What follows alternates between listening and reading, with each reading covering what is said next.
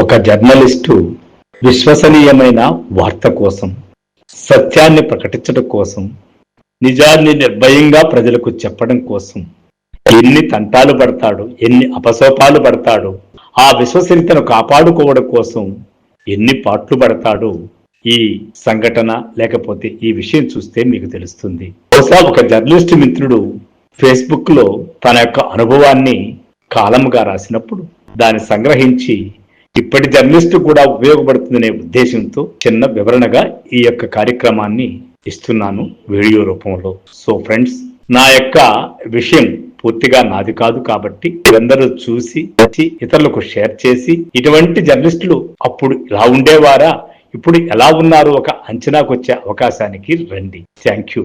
ఉమ్మడి రాష్ట్రంలో టీడీపీ అధికారంలో ఉన్న సమయం ఎర్రవనాయుడు, సముద్రాల వేణుగోపాలాచారి ఎంపీలు, బహుశా కేంద్రంలో మంత్రులు కూడా కావచ్చు, ఏదో సమాచారం వేణుగోపాలాచారి నుంచి తీసుకుని వార్త రాశాడట.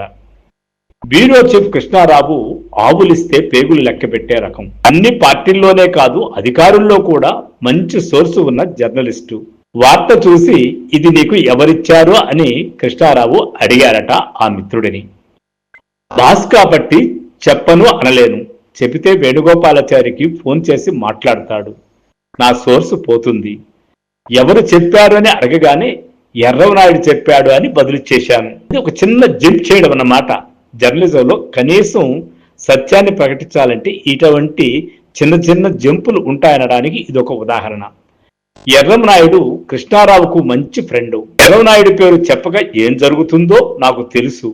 అలా చెప్పి బయటకు వెళ్లి ఎర్రవనాయుడికి ఫోన్ చేసి ఇలా జరిగినట్టు తెలిసింది అని వేణుగోపాలాచారి చెప్పిన విషయం ప్రస్తావించి ఆ విషయం మీద ఏదేదో మాట్లాడాను. ఇప్పుడు కృష్ణారావు ఎర్రవనాయుడికి ఫోన్ చేసి ఈ విషయం నిజమా, నువ్వే చెప్పావా అని అడిగితే చెప్పలేదు అని అయితే అనడు.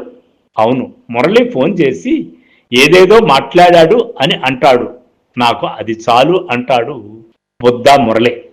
ఇప్పుడంతా వాట్సాప్ జర్నలిజమే కదా, నిజంగా ఏం జరుగుతుందో తెలియటం లేదు. ఢిల్లీలో రాహుల్ రేవంత్ దోబూచులాటలో పత్రికలు వాళ్ళ పార్టీ విధానాల ప్రకారం రాస్తున్నారు కానీ నిజమేమిటో తెలియటం లేదు. కృష్ణారావు ఉంటే రాహుల్ సమాచారం కూడా పట్టేవారు అని బండారు శ్రీనివాసరావు గారితో మాట్లాడుతూ కృష్ణారావు లేని లోటు గుర్తు చేశాను. రాజా హుసేన్ కృష్ణారావు గురించి రాసిన పోస్టు చూసి గుర్తుకు వచ్చింది, ఇప్పుడంతా పార్టీలు చెప్పిన వార్తలే, అసలు వార్తలు తెలియటం లేదు కదా అని ఆశ్చర్యము, బాధ, ఆవేదన కలుగుతోంది. అబ్దుల్ రాజా హుస్సేన్ అయితేనేమి, బుద్దా మురళి గారైతేనేమి, ఇప్పుడు మన మధ్య లేనటువంటి కృష్ణారావు గారైతేనేమి, ఒక వార్త కోసం వారు ఎంతగా పాటుపడతారు, దాని నిజాలు గ్రహించి ఎలా ప్రకటిస్తారో ఈ యొక్క విషయము ఈ వార్త చూసిన తర్వాత మీకు బాగా అర్థమవుతుంది అనుకుంటా. సో ఫ్రెండ్స్, వర్ధమాన జర్నలిస్టులారా, ఒక వార్తను రాసే ముందు పార్టీ జర్నలిజం కాకుండా పత్రిక జర్నలిజంగా వాస్తవాన్ని, సత్యాన్ని ప్రజలకు తెలిసే విధంగా మీరు ఆలోచిస్తారని, రాస్తారని ఆశిస్తూ మీ political review Viswanath. Thank you.